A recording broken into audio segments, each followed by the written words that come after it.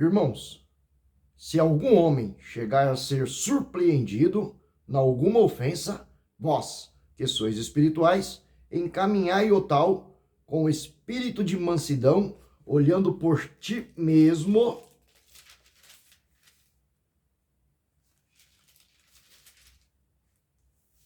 Amém? Acabamos de examinar Gálatas capítulo 6 e versículo 1. Abra a tua Bíblia. Vamos examinar um pouquinho. Shalom, que as graças, a misericórdia, a bondade de Deus seja sobre a sua vida. É o meu desejo, é o meu pedido ao céu, no nome, sobre todos os nomes, o nome exaltado sobremaneira, o nome de Jesus Cristo, nosso Senhor absoluto. E hoje a palavra é direcionada a você que é cristão. E eu pergunto para você que também não é cristão, ou que é cristão, ou que já foi, você acredita em Jesus? Posso fazer essa pergunta para você? De novo, você acredita em Deus? Você acredita em Jesus? Você acredita que Jesus é o Filho de Deus? Acredita que ele veio a essa terra e que ele morreu e que ele fez isto unicamente por mim e por você? Você acredita? Eita, isso é muito bom. Então, essa palavra é para você. Esse estudo, esse ensinamento, essa meditação é para você também. E hoje tem uma instrução para os cristãos. O que é cristão? Não é aquele que vive dentro da igreja. Não é aquele que tem um título, ou um cargo, ou um chamado. Né? Não é um pastor, não é um presbítero, não é um diácono. Também é. Mas estou falando para aqueles que acreditam em Jesus. Acreditou em Jesus? Era cristã. Aliás, o nosso calendário, 2025 da era cristã. Se pegar em qualquer livro de história, né, antes de Cristo, após Cristo. Ou seja, ele marca esse nosso calendário. Portanto, ele é real. Jesus é Deus. Todo joelho se dobrará, toda língua confessará que Jesus é Deus. Quer você acredita, quer não acredita. Essa é a verdade. Então, no livro de Jesus, pegue esse livro de Jesus e abra aí em Gálatas 6. Em Gálatas 6, capítulo 1, já lemos, mas vamos ler de novo. Leia comigo. Pois quando você lê, inclusive de voz alta, você produz fé. Então vamos lá. Irmãos, se algum homem chegar a ser surpreendido em alguma ofensa, vós, que sois espirituais, encaminhai o tal com espírito de mansidão, olhando por ti mesmo, para que não sejais também tentado. Esse primeiro versículo, vamos dar uma pausa nele, vamos ler um pouquinho mais. Esse primeiro versículo, ele diz você, ou se acontece só comigo, nós somos rápidos para poder julgar, né? Somos rápidos para poder olhar falhas, defeitos, né? Nas pessoas. E, de fato, não existe igreja perfeita. Não existe alguém perfeito. Eu não sou perfeito. Então, se formos comparar, se formos fazer comparações e se formos caçar defeito, vamos achar e muito. E fala a verdade. Isso acontece só comigo ou você também é rápido para poder julgar? É rápido para ver defeito? É rápido para comparar? Né? Então, hoje o chamado é, mesmo que o teu irmão, de fato, esteja em pecado, esteja falhando, o que essa palavra diz? Em espírito de mansidão. Hoje, a palavra de ordem é instrução em amor. Fomos renascidos em amor, no amor para amar. Este é o mandamento. Um novo mandamento vos dou. João 16, 33. O próprio Deus, o próprio Jesus, o Deus encarnado, quando aqui na terra pisou. Um novo mandamento vos dou. Amai-vos uns aos outros assim como eu vos amei. E como Jesus me amou. Como Jesus te amou. Dando a sua própria vida por nós. Sendo justo, sendo perfeito, bebeu o cálice da ira de Deus e morreu por mim e por você, vertendo o teu sangue para nos comprar de volta para Deus. Essa é a verdade. E ele Amor é uma essência, porque Deus é amor, 1 João 4,8, mas amor também é um sentimento, e amor é o que vai para a eternidade, mas amor também é um mandamento. Pode conferir na tua Bíblia. João 16:33. Um novo mandamento eu te dou, disse Jesus hoje para mim e para você. Amai-vos uns aos outros como eu vos amei. Essas são as palavras de Jesus. Então, se você acredita em Jesus, vai pegando aí essa lição e vai colocando em prática, porque sem praticar não adianta nada. Então, quando você vê alguém com defeito, alguém cometendo um pecado, não fala mal dele, não fala mal dela, não fica murmurando, não fica caçando fofoca, não fica, mas ore. Chama essa pessoa de canto, no amor de Deus, e conversa com ela. E se ela se arrepender, perdoe. Porque você foi perdoado. Então diz essa palavra no amor, né? Com cautela, com entendimento. E a palavra diz, se ela não se arrependeu, se ela não aceitou, ficou dura de coração, então você chama mais 2. E aí, se isso não acontecer, aí vai para os outros, para os finalmente. Mas dê oportunidade, né? Porque não existe igreja perfeita, não existe homem perfeito, não existe mulher perfeita. Nós somos como trapo de imundícia. Quem nos aperfeiçoa é Deus. O Espírito Santo de Deus, habitando em mim e habitando em você, faz com que você seja alguém melhor. Mas esse alguém melhor tem um olhar de compaixão, tem um olhar de amor e tem um olhar de restaurar. Porque você é veículo, né? Você é boca de Deus. Você é o abraço de Deus. Você é aquele que vai curar, aquele que vai, né? Deus quer te usar como instrumento. E você precisa dizer, eis-me aqui, que achei eu graça aos teus olhos, então envia-me a mim. Faça segundo o teu querer, segundo a tua vontade. Essa é a sua oração hoje. Então vamos continuar. Levai as cargas uns dos outros, e assim cumprireis a lei de Cristo. Né? Leve a carga do seu irmão, leve a carga da sua irmã. Ofereça o seu ombro amigo. Vamos comigo, vamos nessa tua força. Vamos nessa tua pequena força que unindo a minha, nós vamos longe. Porque Deus está conosco. Vamos para o versículo 3.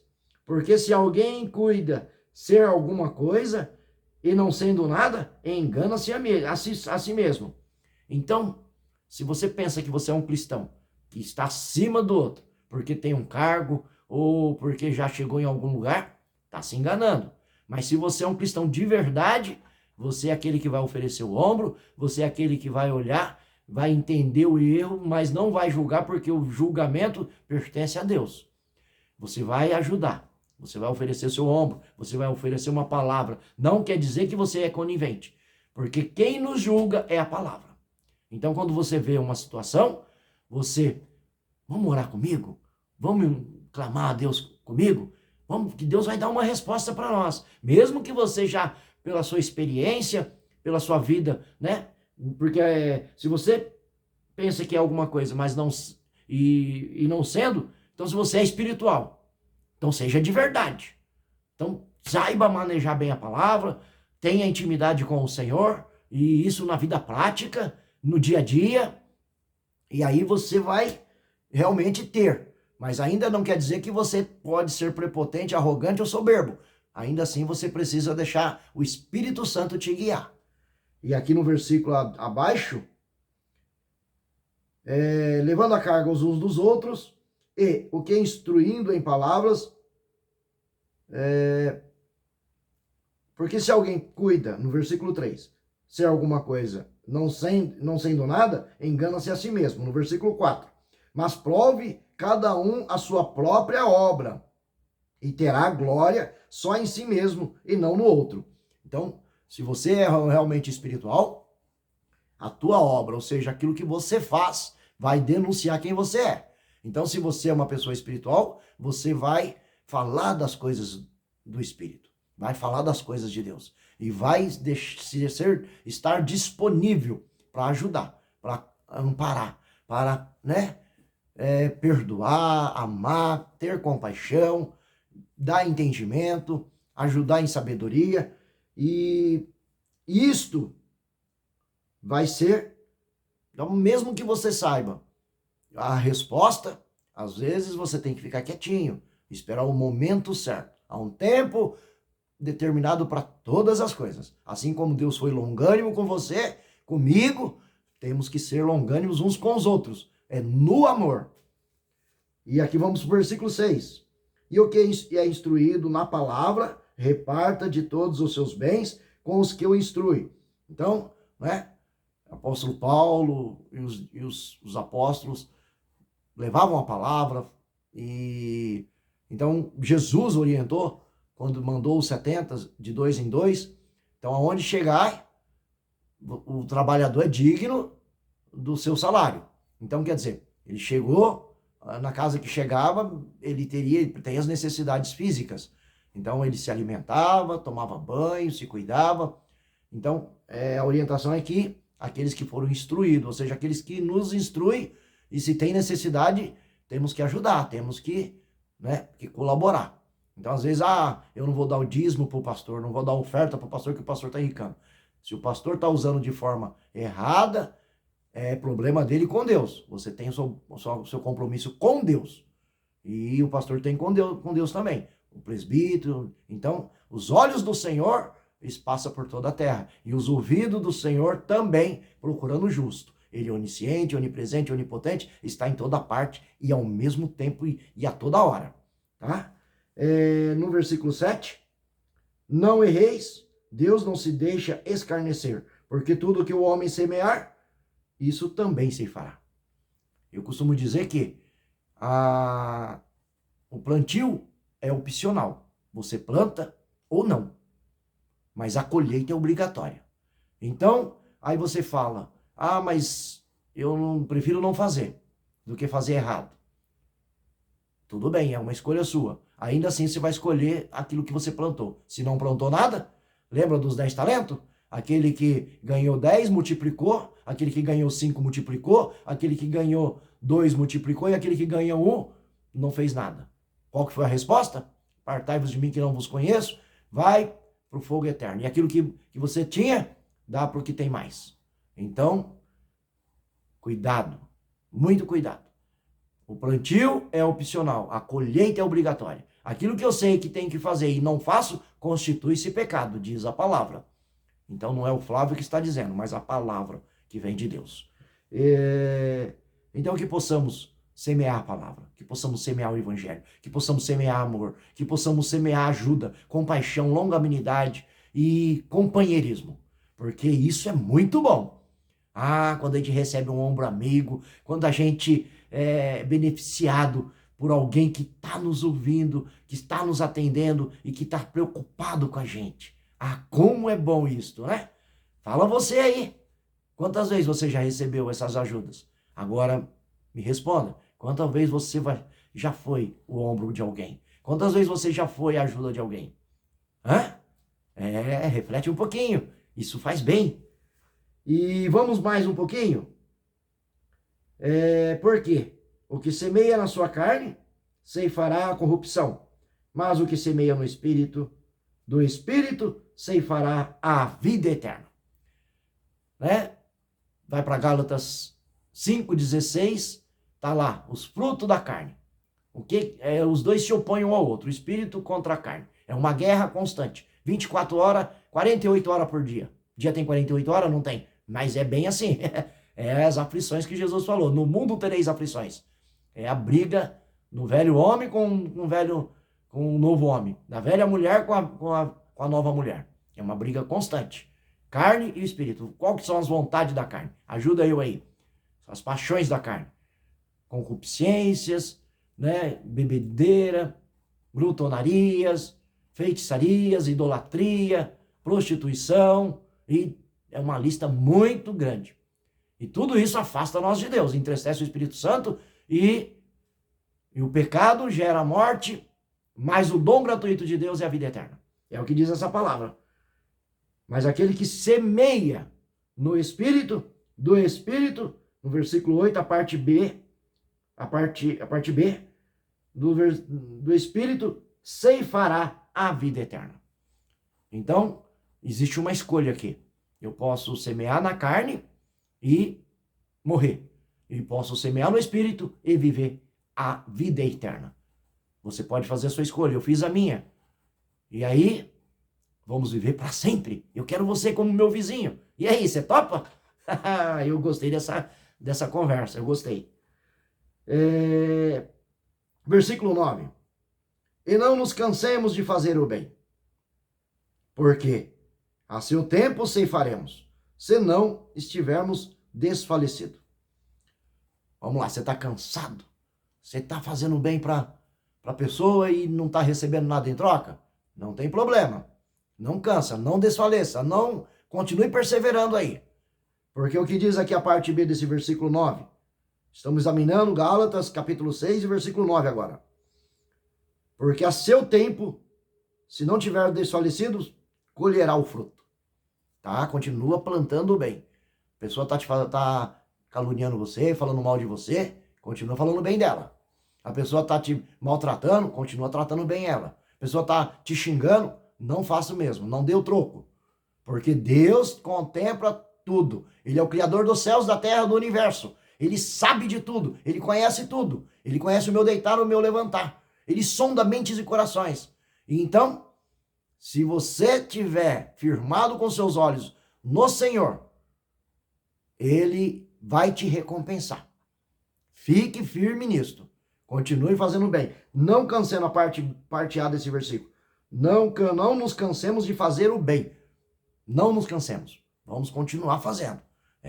Declara aí. Eu estou declarando aqui. Vou fazer o bem, vou fazer o bem, vou fazer o bem. Forma prática. Versículo 10.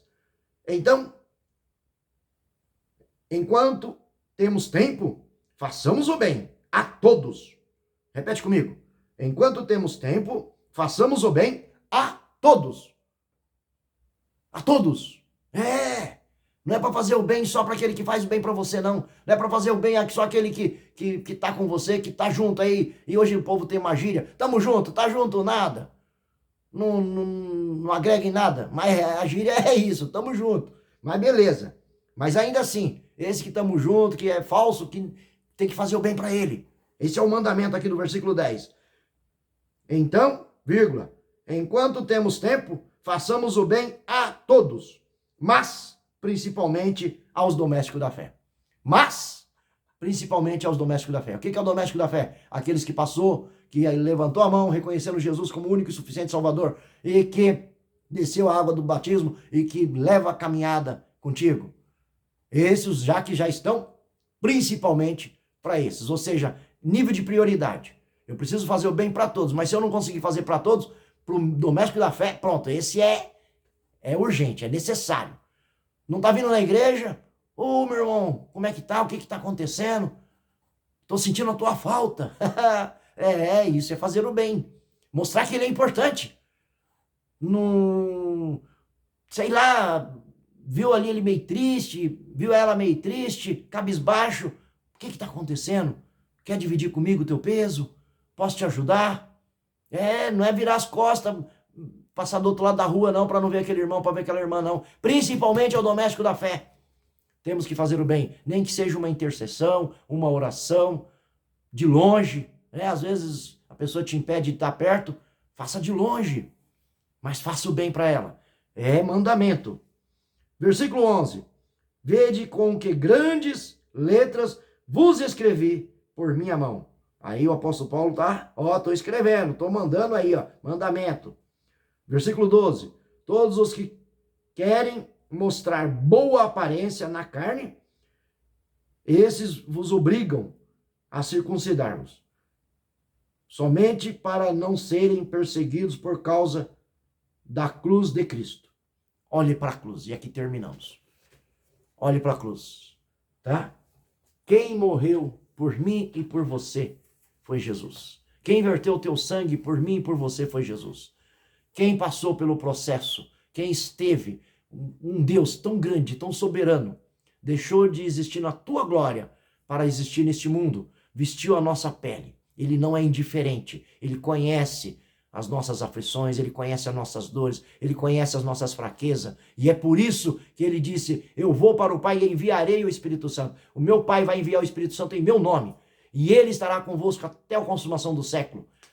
E aí ele está dizendo, eis que eu bato a porta, Apocalipse 3:20, eis que estou batendo na tua porta agora, na tua porta da tua mente, na porta do teu coração, na porta da tua casa, e a chave é por dentro, é você que abre, e você convida Jesus para morar com você, você convida o Espírito Santo para morar com você, e você o aceita, e aí, quando ele vem, muda a tua vida, muda o teu pensamento, muda a tua trajetória, e você vai ter a paz que excede todo entendimento, paz que vem de Deus, vai guardar a tua mente e o teu coração, em nome de Jesus, assim eu te abençoo. Vida prática, acompanha os teus irmãos, a tua família, os teus amigos, os teus inimigos, e seja um abraço que conforta, seja um colo que acolhe, seja o que Deus quer que você seja. Procure perguntar para Deus, eis-me aqui, Pai, o que queres de mim? Faça isso todo dia e vai para a palavra, ele vai te responder. E você vai subir de glória em glória e vai vencer. Essa é a minha oração em nome de Jesus. Para mim e por você.